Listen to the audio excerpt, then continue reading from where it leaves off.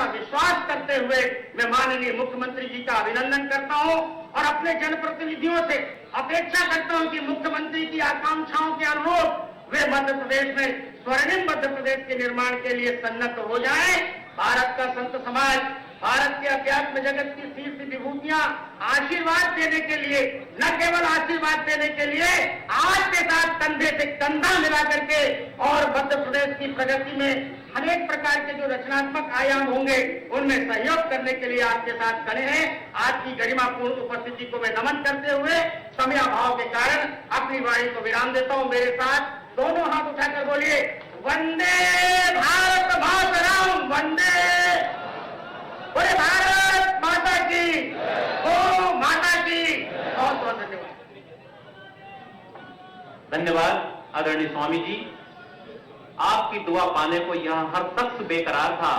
आई है वो घड़ी जिसका मुद्दत से इंतजार था, जिसका मुद्दत से इंतजार था। इन्हीं शब्दों के साथ में आमंत्रित करने जा रहा हूँ प्रदेश के यशस्वी मुख्यमंत्री माननीय शिवराज सिंह जी चौहान साहब को। जोरदार तालियों से करकर ध्वनि से स्वागत अदा करिए भाइयों बहनों।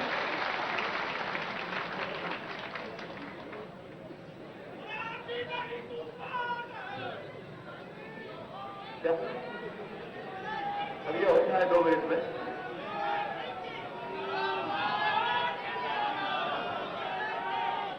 मैंने बताया बाद में ज्ञापन दूंगा, बीच में मत करो।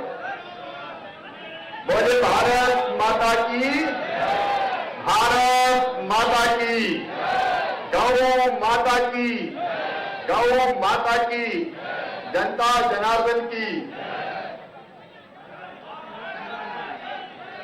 अभी बैठ जाओ, अभी गोसे तक बैठ जाओ, बाद में ज्ञापन दे देना, ठीक है? बैठ जाओ। और उज्जैन वालों ही मैंने देख लिया, एक इनका ज्ञापन और एक शिक्षक भर्ती वाला, ये लेते हुए जाऊंगा मैं, ठीक है? अब आवाज बंद। भारत माता की, गौ माता की। मंच पर विराजमान हमारे श्रेष्ठ संत, गो संवर्धन बोर्ड के पूर्व अध्यक्ष आदरणीय स्वामी अखिलेश्वरानंद जी, सभी आदरणीय संतगण, हमारे दोनों यशस्वी सांसद आदरणीय रोडमल नागर जी, आदरणीय महेंद्र सिंह सोलंकी जी, इस क्षेत्र के विधायक आदरणीय राणा विक्रम सिंह जी, पूर्व विधायक आदरणीय बद्रीलाल सोनी जी, फूलचंद बेदिया जी, मुरलीधर पाटीदार जी, अशोक लोढ़ा जी, मनमोहन सिंह जी, सज्जन सिंह जी, मुरलीधर कलावती बहन, गोविंद जी, इस विभाग के मंत्री जो इस काम को देख रहे हैं पूरे मध्य प्रदेश में, आदरणीय प्रेम सिंह पटेल जी, सभी गोसेवक, मेरी बहनों, मेरे भाइयों और मेरे भांजे भांजियों, आज गोपाष्टमी है और आज के दिन ही भगवान श्री कृष्ण और बलराम जी पहली बार गौएं चराने के लिए जंगल में गए थे। और इसलिए आज के दिन कार्तिक की जो शुक्ल पक्ष की अष्टमी है उसको गोपाष्टमी के रूप में मनाया जाता है। तो गोपाष्टमी की सभी बहनों और भाइयों को बहुत बहुत शुभकामनाएं। और कृष्ण कन्हैया से और गौ मैया से एक ही प्रार्थना है कि सुख समृद्धि और रिद्धि सिद्धि मध्य प्रदेश की और देश की जनता की जिंदगी में आए और ऐसी कृपा बरसे कि ये मौके मसूका हट जाए और कोरोना खत्म हो जाए। कोरोना से भी लगातार हम लड़ रहे हैं और मेरी सबसे अपील है कि भैया ये मास्क लगा के रखना और कोई बचाव का उपाय नहीं है। जब तक दवाई नहीं तब तक ढिलाई नहीं। और ऐसे में कोरोना से हम बच पाए इसके लिए हम भी प्रयास करें। और मैं कृष्ण कन्हैया और गौ माता से भी यही प्रार्थना करता हूं। गाय हमारी माता है करोड़ देवताओं का वास गौ माता के अंदर हम मानते हैं। आज ने अनादिकाल से भारत में, भारत की जनता ने, हमारे संतों ने, ऋषियों ने, मुनियों ने गौ माता की सेवा की है, गौ माता की पूजा की है। और पहले तो खेती बिना गौ के हो ही नहीं सकती थी। अब जब से ट्रैक्टर महाराज आए तब से हमारा गोवंश संकट में, और हम भी थोड़े स्वार्थी हो गए। जब तक दूध दे गई है तब तक ठीक है, नहीं तो 1 लक्ष्य दिया और का जा चलिया। तो जो श्रद्धा का भाव था, आस्था का भाव,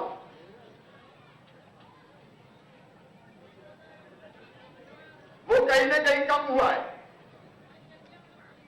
और इससे आज हम देखते हैं लाखों की तादाद में गोवंश सड़कों पे भटक रहा है।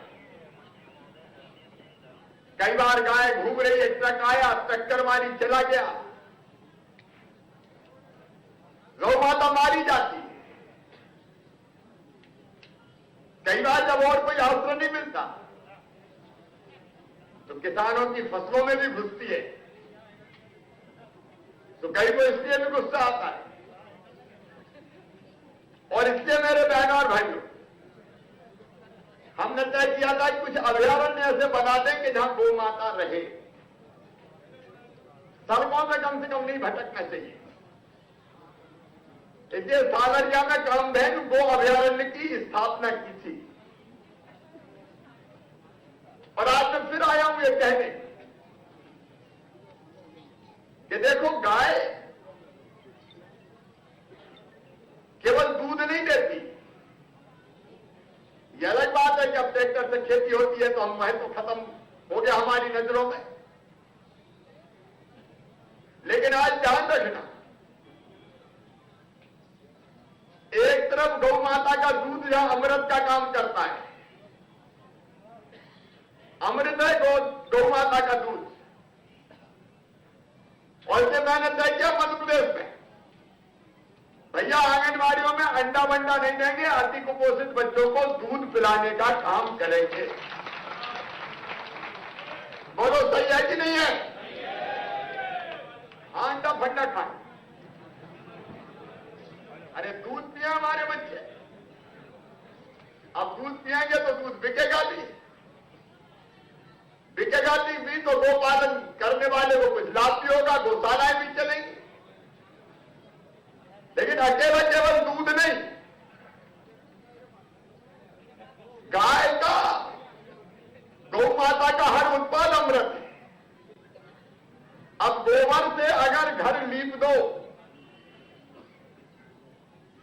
तो रेडिएशन जो गलत किरणें रहती है वो हमें नुकसान नहीं पहुंचा पाती। सबसे सुरक्षित हमारा घर रहता है। जिस घर में गौ माता रहती है वह सकारात्मक ऊर्जा बहती रहती है। और गाय का गोबर कितने काम आता है। अभी तो मैं हैरान रह गया, गाय के गोबर से मूर्तियां बन रही हैं, दीपक बन रहे हैं, अलग अलग तरह के उत्पाद बन रहे हैं। पर्यावरण बचाने में भी गाय का गोबर अमृत का काम करता है। पेड़ बहुत कम बचे हैं, जंगल अगर नहीं रहे तो फिर बारिश नहीं होगी, पर्यावरण बिगड़ जाएगा।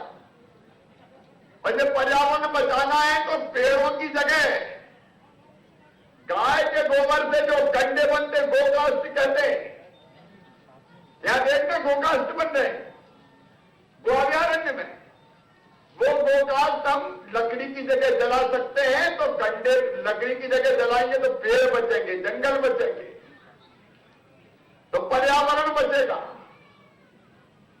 और पर्यावरण बचेगा तो अच्छी वर्षा होगी, आने वाली पीढ़ियों का भविष्य बचेगा। और एक चीज तो सब तय कर लो भैया कि अगर परिवार में भगवान ना करे कभी किसी की मृत्यु होगी तो लकड़ी की चिता नहीं सजाएंगे, कंडा बिछा के गोकाष्ट पर रख के ही अंतिम संस्कार करेंगे। लकड़ी की चिता में तो जब लकड़ी जलती तो टूटती फूटती टूटती है, गिरती है तो शरीर भी इधर उधर जलते जलते गिरता है। कई बार अस्थियों का भी ढंग से पता नहीं चलता, इसलिए अस्थि चुनने का काम भी नहीं कर पाते।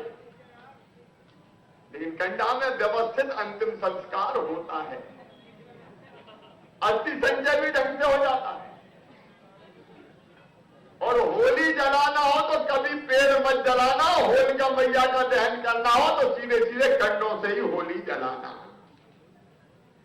जिन गांव में कंडा नहीं, गौशाला से कंडा खरीद लो भैया, गौशाला कंडा बना रही, गोकाष्ठ बना रही, पेड़ बचेंगे, पर्यावरण बचाना जरूरी है। और एक बात और सुन लो मेरे किसान भाइयों, ये यूरिया से लेकर डीएपी तक जितने खाद हैं ये सब धीमा जहर है, धीमा जहर।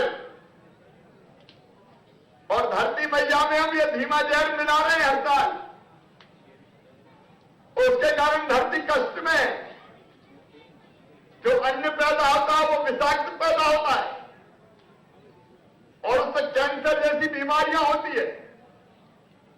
पंजाब से जहां सबसे ज्यादा खाद का प्रयोग होता है, एक ट्रेन चलती जिसका नाम है कैंसर एक्सप्रेस। इतने कैंसर के पेशेंट है कि कल्पना नहीं कर सकते।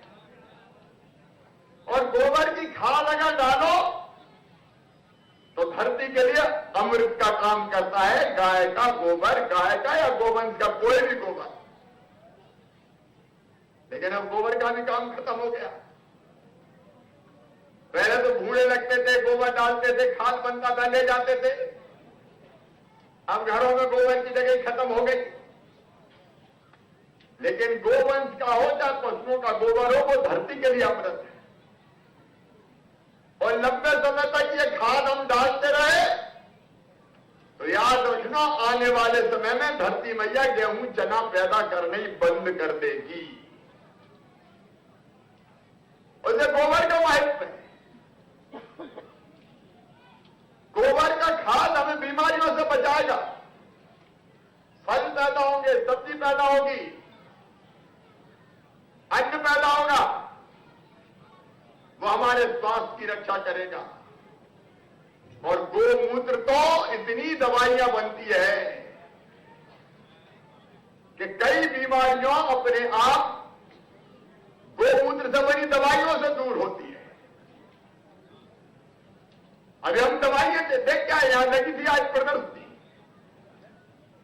अलग अलग गौशाला में कई दवाइयां बन रही है जो कई बीमारियों में काम आ रही है। एलोपैथिक दवाइयां तो बीमारी ज्यादा लाती है, अंग्रेजी दवाइयां। लेकिन गोमूत्र और वनस्पति से बनी दवाइयां अमृत होती है। और इससे कोई ये ना सोचे कि अब गाय बेकार है। गाय बचेगी तो ये धरती सुरक्षित रहेगी, ये याद रखना। और जब ने तय किया गोधन को धरती पर भटकने नहीं दिया जाएगा। आज मैं आपसे सवाल पूछना चाहता हूं, बताओ गौ माता भटकनी चाहिए क्या? जोर से बताओ, भटकनी चाहिए क्या? और एक बात और बताओ, क्या अकेली सरकार बचा सकती है क्या? अरे जोर से बताओ, बचा सकती है क्या? सरकार और समाज दोनों को साथ आना पड़ेगा।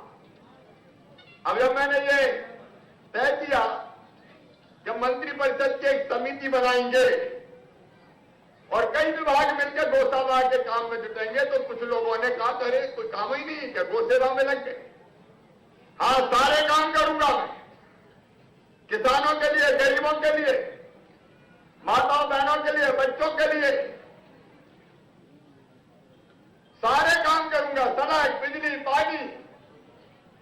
लेकिन साथ में गौ सेवा का काम भी शिवराज सिंह चौहान की सरकार पूरी ताकत के साथ करेगी, क्योंकि वो जरूरी है। और इसलिए हमने तय किया, मंत्रियों की समिति बन गई और गौशाला मध्य प्रदेश में खोलेंगे। लगभग 2000 गौशाला जहां जगह मिलती जाएगी बनाते जाएंगे। और गौशालाओं का संचालन अकेली सरकार नहीं करेगी, समाज के साथ मिलके, स्वयंसेवी संस्थाओं के साथ मिलके ये गौशालाएं चलाई जाएंगी। आपका सहयोग भी उसमें चाहिए।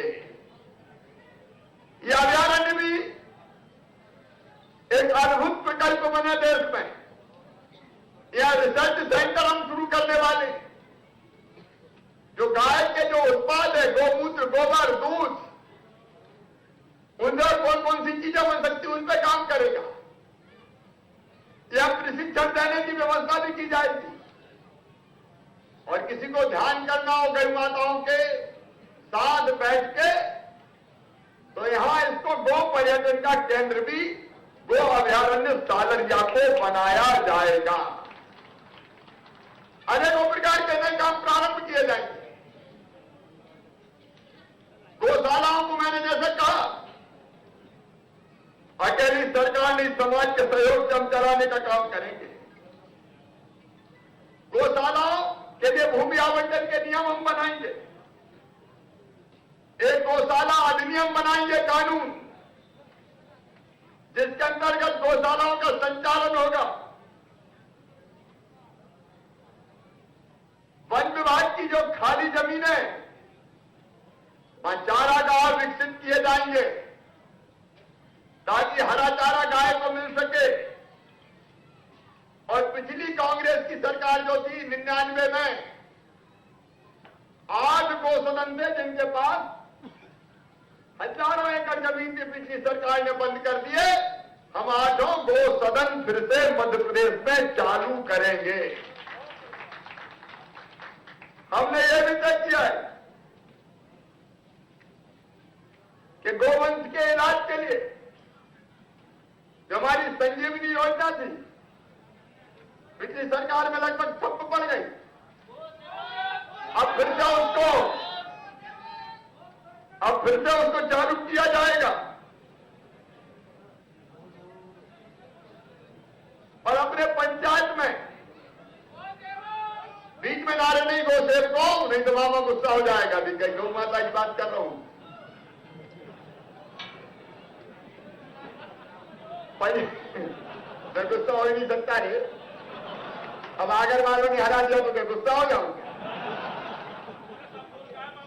एक तरफ कार्य करता हूं, मैं क्या करूं। पंचायत में गोवंश के प्रबंधन के लिए राज्य वित्त आयोग की राशि का हम उपयोग करेंगे। गौशालाओं में बिजली, पानी के लिए और प्रबंधन के लिए पंच परमेश्वर की राशि का उपयोग किया जाएगा। हर एक कलेक्टर को मैं निर्देशित कर रहा हूं, प्रत्येक गौशाला के लिए जनपदवार कलेक्टर नोडल अधिकारी नामांकित करेंगे, जो नियमित रूप से भ्रमण और निरीक्षण करके गौशालाओं की व्यवस्थाओं को ठीक ढंग से देखने का काम करेंगे। ग्रामीण और शहरी क्षेत्रों में मुक्तिधामों में चिताजी के गोकाष्ठों का उपयोग किया जाएगा। हमने जो मंत्री परिषद की समिति बनाई है, वो देश और दुनिया में गौ सेवा के लिए जो अच्छा काम हो रहा है उसका अध्ययन करके और बेहतर व्यवस्था बनाने का फैसला करेगी। खाद बनाना हो चाहे दूसरे उत्पाद बनाना हो, उनका काम भी पूरे ढंग से किया जाएगा। अभयारण्य में और गौशालाओं में जो अलग अलग चीजें, मान लीजिए फिनाइल बन रही है गौमूत्र से, उससे अच्छा कीटनाशक हो ही नहीं सकता। तो अपने आसपास के सरकारी कार्यालयों में गो फिनाइल का उपयोग किया जाएगा ताकि वो बिके भी और उससे बेहतर कीटनाशक कोई हो नहीं सकता। उस दिशा में भी हम कदम उठाएंगे। जो उत्पाद अलग अलग बनेंगे उनके विक्रय के लिए विशेष व्यवस्था बनाई जाएगी। मेरे बहनों और भाइयों, एक नहीं अनेकों चीजें दिमाग में है जो बाकी सब काम करते हुए मुझे करना है। एक बार मैं आज गोपाष्टमी पर यहां इकट्ठा हुए भाइयों और बहनों से फिर हृदय से पूछना चाहता हूं, मेरे बहनों और भाइयों, आप दिल से मुझे बताना कि गौ माता की रक्षा होनी चाहिए कि नहीं होनी चाहिए? पीछे तक बताओ, होनी चाहिए कि नहीं होनी चाहिए? तो गौ माता की अगर हमको रक्षा करनी है तो अकेली सरकार नहीं, समाज को भी साथ होना चाहिए कि नहीं? और ये गौशालाओं के संचालन से लेकर और एक और व्यवस्था थी पुराने समय में, गोग्रास। हम अपना भोजन करने के पहले गौ माता के लिए कुछ न कुछ निकालते थे। पहली रोटी गौ को और आखिरी रोटी कुत्ते को भी, इतना ध्यान भारतीय संस्कृति ने रखा है। अब वो ग्रास तो धीरे धीरे खत्म होता जा रहा है। आजकल तो बहुत अपवाद स्वरूप कोई उपयोग करता होगा, और इसलिए मैं ये भी सोच रहा हूं कि अलग अलग गोग्रास कहां दें, और इसलिए हम जनता से कोई छोटा मोटा टैक्स लगा के गौ माता के लिए पैसा वसूल कर लें ताकि गौशालाओं के काम आ जाए। ठीक है कि नहीं है? बताओ, अरे सब बताओ, ठीक है कि नहीं है? तो उसके बारे में भी कोई योजना बनाएंगे ताकि गौशालाओं का काम ढंग से चल सके। आज गोपाष्टमी पर मेरे मन में आया कि आपके साथ मनाऊं, आपको बधाई और शुभकामना दूं, और इस गौ अभयारण्य को अखिल भारतीय स्तर पर सबसे अच्छा गौ अभयारण्य तो थे नहीं, अपन नहीं बनाए। इसके पहले अभयारण्य की कल्पना नहीं थी, इसको बनाए। यहां पेड़ लगाने से लेकर बाउंड्री वाल बनाने तक तो आपने मांग किया, और क्या क्या व्यवस्था की जानी है, कुछ काम आज यहां स्वीकृत किए हैं। तालाब यहां बनेगा, चेक डैम, स्टॉप डैम बनेंगे, पेड़ यहां लगेंगे, टूरिज्म का केंद्र ये बनेगा, और कई काम करने। तो इसको एक आदर्श के रूप में हम विकसित करने का काम करेंगे। इस अवसर पर आप सब पधारे, आप सबको एक बार मैं फिर बहुत बहुत शुभकामनाएं देता हूं, आपका हृदय से अभिनंदन करता हूं। और आत्मनिर्भर मध्य प्रदेश बनाना है। आत्मनिर्भर मध्य प्रदेश बनाने के लिए बाकी सब संसाधनों का उपयोग करते हुए गौ माता का गोबर, गोमूत्र और दूध का काम आ सकता है, उस दिशा में भी महत्वपूर्ण काम करेंगे। इस अवसर पर पधारे हुए मंच पर बैठे सभी मित्रों को भी मैं धन्यवाद देता हूं, और दोनों हाथ जोड़ के आप सबको प्रणाम करता हूं, आप सबको नमस्कार करता हूं। मेरे साथ बोलिए, भारत माता की, भारत माता की, गौ माता की, गौ माता की। सभी बहनों भाइयों की और भांजे भांजियों की मास्क जरूर लगाए रखना और दूरी बनाए रखना। अब जिनको ज्ञापन देना है, दो लोग यहाँ प्रशासन व्यवस्था बना देगा तो मैं उनके ज्ञापन ले लूंगा। धन्यवाद भांजो भांजियों। धन्यवाद आदरणीय मुख्यमंत्री महोदय, और कृपया सभी शांतिपूर्वक यहाँ से प्रस्थान करेंगे, व्यवस्था बनाते हुए। जिस गरिमा के अनुरूप आपने कार्यक्रम को सुना और यहाँ शांति बनाई, उसी गरिमा के अनुरूप कृपया यहाँ से प्रस्थान करेंगे। और जिन जिन बंधुओं को ज्ञापन देने की बात हुई है यहाँ से माननीय मुख्यमंत्री महोदय, कृपया शांतिपूर्वक दो प्रतिनिधि यहाँ आ जाएंगे कृपया, और माननीय मुख्यमंत्री महोदय को, और हमारे बीच जो लाल सिंह जी जो अध्यक्ष हैं गौशाला सालरिया के, और कालू सिंह जी जो कि उपाध्यक्ष हैं, ये प्रतीक चिन्ह भेंट करने जा रहे हैं कार्यक्रम के मुख्य अतिथि महोदय को।